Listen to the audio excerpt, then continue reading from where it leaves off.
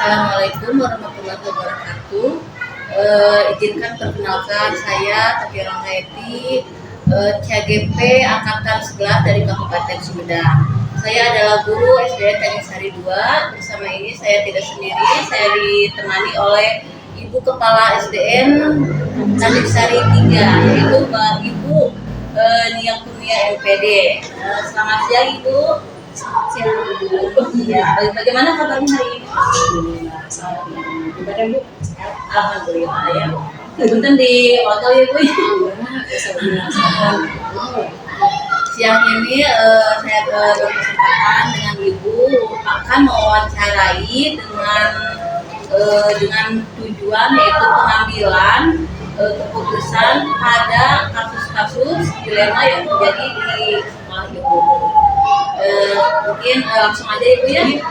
Mungkin saya dengan Ibu supaya rileks ya, bisa istilahnya terbuka gitu Ibu ya, senang-senang hati memberikan jawaban-jawaban yang Ibu berikan. Yang pertama, bagaimana Ibu dapat mengidentifikasi kasus-kasus yang merupakan dilema etika atau bukan moral? Ya. Kan di dalam situasi ini ya,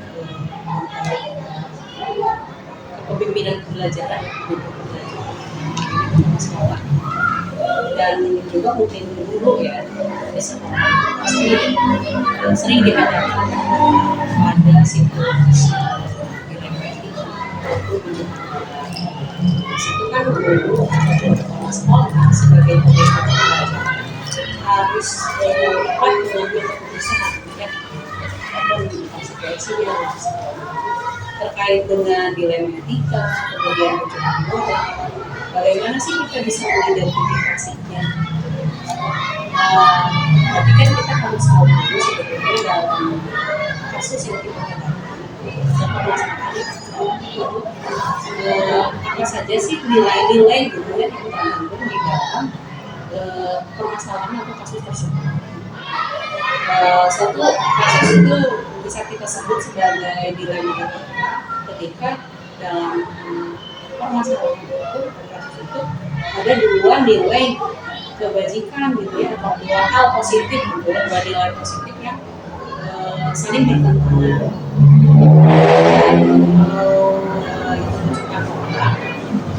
Berarti dalam permasalahan itu ada dua nilai, dua nilainya itu memang sama-sama buruk ya, kemudian jadilah salah gitu ya, dengan lawan salah ya, benar lawan salah. Kalau dilema etika kan dua nilai benar ya, tapi kalau di kasus yang tunjukkan di satu sisi itu lebih baik, tapi sisi lain itu buruk. Udah itu mah udah pasti pengambilan keputusannya mungkin tidak akan begitu rumit ya. Dikembalikan lagi ke kita, pasti kalau saya sendiri udah pasti mengambil posisi yang benar gitu ya. Kalau itu udah salah ya itu pasti nggak akan diambil. Jadi ada konsekuensi, identifikasi yang kemudian nilai itu Identifikasi nilainya gimana? Lalu bagaimana Ibu menjalankan pengambilan keputusan sekolah, terutama untuk kasus-kasus di mana ada dua kepentingan yang sama-sama benar atau sama-sama mengandung nilai kebajikan? Ini sih yang rumit ya, yang rumit. Dua-duanya benar gitu ya, baik dalam prinsip ataupun paradigma ya. Kalau diputuskan A ya itu bisa betul gitu ya, kalau diputuskan B juga bisa. Nah, tapi kan keputusan itu dibuat kan harus seadil-adilnya dan tidak juga merugikan pihak mana. Biasanya kalau dalam pengambilan keputusan seperti itu saya tidak sendiri, pasti ada pihak-pihak yang terlibat gitu dalam permasalahan tersebut. Jadi saya pasti libatkan tim saya, Ibu guru, untuk bersama-sama mengambil keputusan. kolaborasi komunikasi. Lalu langkah-langkah atau prosedur seperti apa yang bisa Ibu lakukan selama ini? Selama ini kalau mengambil satu kebijakan ya, atau saya kumpulkan dulu informasi gitu. Saya kumpulkan dulu informasi.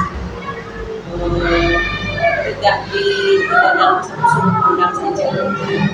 Jadi pengambilan informasi itu bisa dari kemudian dari setelah mengumpulkan berbagai informasi, saya lihat lagi, tinjau ulang lagi permasalahannya. Di situ tuh ada nilai ketenangannya apa gitu ya, nilai apakah memang itu benar lawan benar atau benar lawan salah. Identifikasi dulu. Barulah kita berembuk ya, kita berembuk untuk mendiskusikan pengambilan keputusan. Dalam pengambilan keputusan pun kita coba buat alternatif masalah. Jadi mungkin saja ada banyak gitu ya alternatif. Kalau A sendiri, kalau keputusan A nanti alternatifnya kalau mungkin itu tidak jalan, gitu, ada alternatif. Setelah itu barulah jadi misalnya keputusan yang terbaik itu yang dianggap rendah dari segi resikonya ya, gitu. Ini dampaknya dampak yang tidak diinginkan itu dilihat dari alternatif solusi. Evaluasi lagi pengambilan keputusan itu Luar biasa sekali ya Bu ya. Nah sekarang hal-hal apa saja yang selama ini Ibu anggap efektif dalam pengambilan keputusan pada kasus-kasus dilematika? Selama ini saya mengalami banyak ya dilema etika. Yang saya rasa efektif itu tadi ya, kita tidak cepat atau tidak mudah percaya terhadap satu isu gitu, penyebab dari satu isu. Berarti kita harus mengumpulkan banyak informasi. Kalau kita mengumpulkan banyak informasi, pasti kita melibatkan banyak orang gitu ya, dari masalah tersebut untuk bisa mencari solusi. Dan kita lebih fokus ke apa solusi ya, bukan ke masalahnya. Fokusnya ke solusi, kita pikirkan bersama, gitu ya, ambil keputusan secara bersama. Di Kolaborasi, bisa ya, solusi yang terbaik menjadi solusi yang terbaik. Suatu selanjutnya, apakah Ibu memiliki sebuah tata cara atau jadwal tertentu dalam sebuah pengambilan keputusan dalam kasus dilematika, dan apakah Ibu langsung menyelesaikan di tempat atau memiliki sebuah jadwal untuk menyelesaikannya dari prosedurnya atau bentuknya apa yang Ibu lakukan? Kalau untuk jadwal pengambilan keputusan, dilema etika itu kan kadang muncul itu tiba-tiba ya, tiba-tiba itu di luar apa yang sudah kita rencanakan gitu ya. Rata-rata yang saya alami seperti itu. Kan kalau pengambilan keputusan terkait hal-hal kebijakan sekolah yang reguler itu kan bisa kita dibahas di akses atau di tapi terkait dengan dilema etika ada beberapa yang memang situasional gitu ya. Kita tidak bisa memprediksinya bahwa masalah itu datang dan harus kita fokuskan segera. Jadi itu sih bergantung ya, bergantung dari isu atau permasalahannya dan itu. Kalau misalkan itu harus segera diselesaikan, saat itu juga pasti diselesaikan. Jadi tidak ada jadwal tertentu. Tidak ada jadwal tertentu. Hal-hal apa saja yang selama ini merupakan tantangan dalam pengambilan keputusan? Adil ya mungkin itu. Jadi adil itu juga adil karena kalau dilematika itu kan benar lawan benar ya. Contoh aja seperti itu, misalkan dalam kasus ketika ada seorang guru yang dia sudah sertifikasi, sudah sertifikasi, terus dia harus mengambil harus istirahat ya. Kalau secara regulasi itu kan hak guru itu hak pegawai itu adalah melakukan cuti selama 3 bulan. Kalau secara administrasi itu bisa diurus, boleh itu secara mungkin 3 bulan boleh. Tapi di sisi lain, ada guru kan takut kehilangan haknya sertifikasi ya. Kalau untuk ngambil cuti berarti sertifikasinya nggak bisa ya, nggak bisa ini gitu, nggak bisa cair. Di situ kan sebetulnya dilematika secara regulasi juga. Kalau misalkan meninggalkan kelas selama 1 bulan itu jadi secara regulasi juga ini.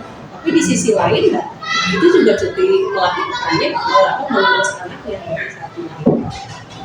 Nah di situ kan dilema etikanya. Kalau saya berbasis berpikirnya berbasis aturan gitu, so aja ambil cuti haknya diambil gitu ya, istirahat 3 bulan, sertifikasi nggak cair, bisa ya seperti itu betul. Atau mungkin saya lebih udahlah saya berbasis kasih sayang saja gitu ya, karena itu juga kan masih nilai-nilai kebajikan ya, berbasis kasih sayang.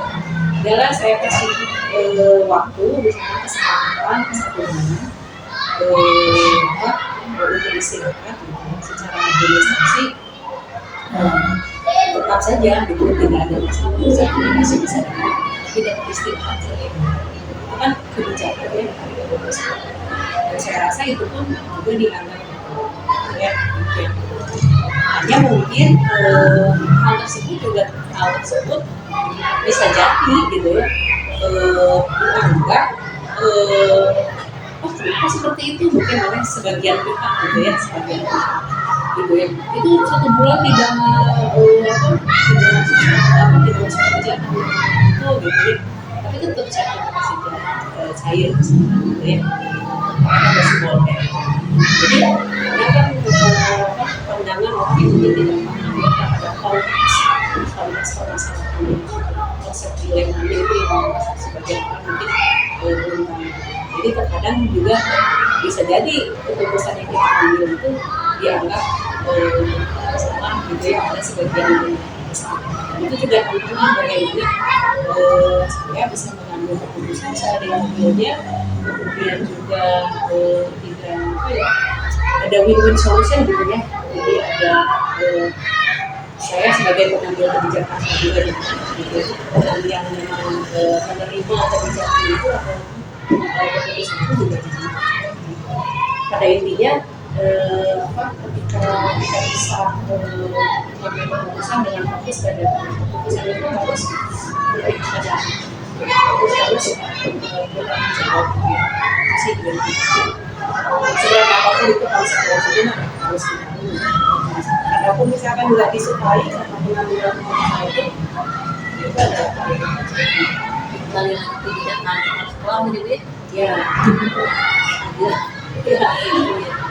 Untuk selanjutnya, adakah seseorang atau faktor apa yang selama ini mempermudah atau membantu ibu dalam pengambilan keputusan pada kasus-kasus dilema ini? Kalau pada kasus dilema etika ya, tentunya orang-orang di sekitar yang terlibat dalam permasalahan. Jika melibatkan orang tua pun sudah melibatkan KBT, anak-anak dan yang paling apa sih rekan sejarah di sekolah itu adalah faktor ya yang mendukung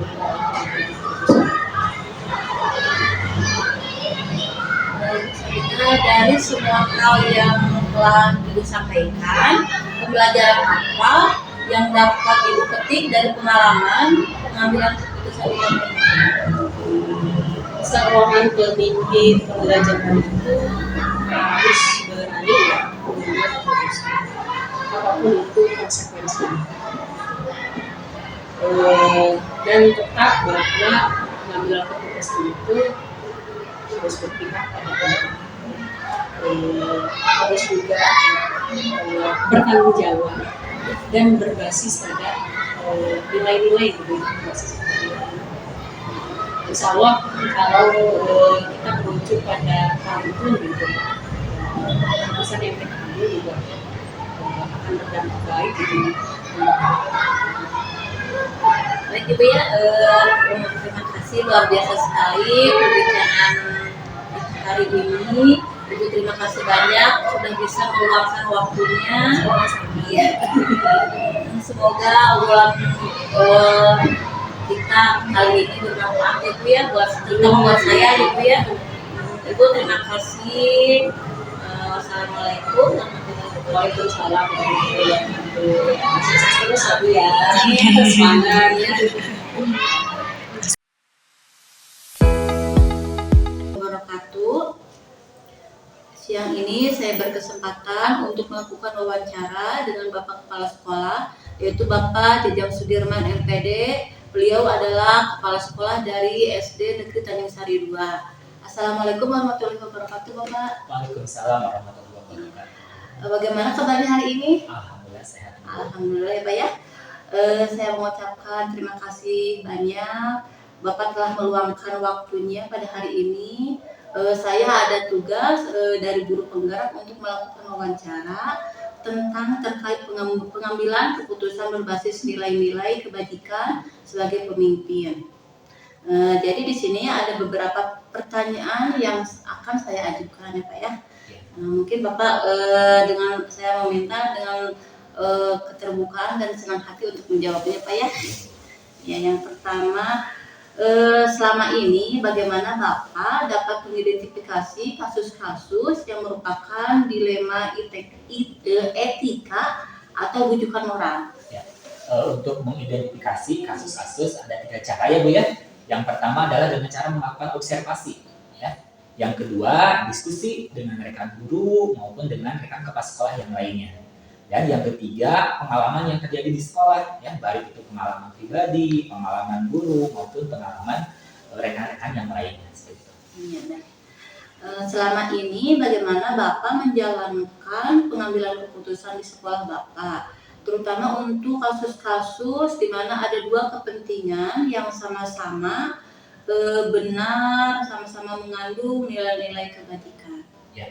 Pengambilan keputusan yang selama ini dilaksanakan yaitu berdasarkan kepentingan banyak orang ya Bu ya, dan harus berpihak pada siswa tentunya ya. Keputusan yang diambil juga harus bermanfaat dan bernilai kebajikan ya, serta keputusan yang diambil itu adalah harus dapat dipertanggungjawabkan tentunya seperti itu. Langkah-langkah atau prosedur seperti apa yang bisa Bapak lakukan selama ini? Ya. Ada 5 langkah ya Bu ya yang biasa dilakukan. Pertama adalah mengidentifikasi masalah yang terjadi dan kasus-kasusnya itu. Yang kedua, merencanakan untuk mengambil keputusan. Yang ketiga, menguji keputusan yang kita ambil ya, baik itu ada uji legalnya, uji regulasinya maupun uji intuisi. Setelah diuji, lalu yang keempat adalah mengambil keputusan. Dan yang kelima adalah tentu saja kita selalu melakukan yang namanya refleksi terhadap keputusan yang telah diambil. Lalu hal-hal apa saja yang selama ini Bapak anggap efektif dalam pengambilan keputusan? Ya. Hal-hal yang dianggap efektif ya dalam mengambil keputusan, yang pertama adalah identifikasi ya keputusan yang perlu diambil. Yang kedua, kumpulkan ya informasi-informasi yang relevan atau yang sesuai. Yang ketiga, cari solusi alternatif bagaimana cara untuk mengatasinya. Yang keempat, pertimbangkan berdasarkan bukti yang ada. Yang kelima, pilih dari sejumlah alternatif yang sudah kita siapkan. Dan yang terakhir, yang keenam adalah ambil tindakan. Iya, luar biasa sekali ya. Untuk selanjutnya, hal-hal apa saja yang selama ini merupakan tantangan dalam pengambilan keputusan pada kasus-kasus dilema etika ini? Ya, tentu saja Ibu ya, pasti dalam setiap mengambil keputusan ada tantangan. Yang pertama adalah tantangannya itu adalah rasa belas kasihan yang lebih tinggi ya Bu ya. Walaupun bisa permasalahannya kecil, tapi kita tetap harus mengutamakan belas kasihan. Yang kedua adalah rasa keadilan ya, yang kadang-kadang bersikap adil itu sulit, tapi tetap kita harus mengambil keputusan secara adil. Untuk selanjutnya, apakah Bapak memiliki sebuah tata cara atau jadwal tertentu dalam sebuah penyelesaian kasus dilema etika? Apakah Bapak langsung menyelesaikan di tempat atau memiliki sebuah jadwal untuk menyelesaikannya? Baik dari prosedurnya seperti apa yang Bapak lakukan? Ya, tergantung permasalahannya Bu ya. Jika permasalahan tersebut ringan, maka selesaikanlah langsung gitu ya Bu ya di sekolah. Tetapi ketika masalah tersebut yang rumit, maka untuk menyelesaikannya memerlukan jadwal tertentu sesuai dengan tadi ya langkah-langkah yang sudah saya jelaskan di pertanyaan sebelumnya. Adakah seseorang atau faktor-faktor apa yang selama ini mempermudah untuk membantu dalam pengambilan keputusan? Ya, faktor keadilan dan faktor rasa belas kasihan ya yang selama ini membantu saya dalam mengambil keputusan untuk kasus-kasus dilema etika ini. Ya, untuk yang terakhir ya Pak ya. Ya. Dari semua hal yang telah disampaikan, pembelajaran apa yang dapat Bapak petik dari pengalaman selama mengambil keputusan ini? Ya, pengalaman yang dapat saya ambil ya pembelajarannya bahwa pengambilan keputusan dalam dilema etika itu harus bersifat adil ya Bu ya. Lalu jangan melupakan juga belas kasihan dan tentunya harus berpedoman pada peraturan-peraturan yang berlaku. Jadi kita memutuskan tidak keluar dari jalur peraturan. Itu Bu.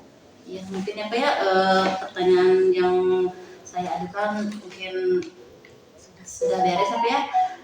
Terima kasih atas kesempatan Bapak telah meluangkan waktunya berbincang-bincang dengan saya.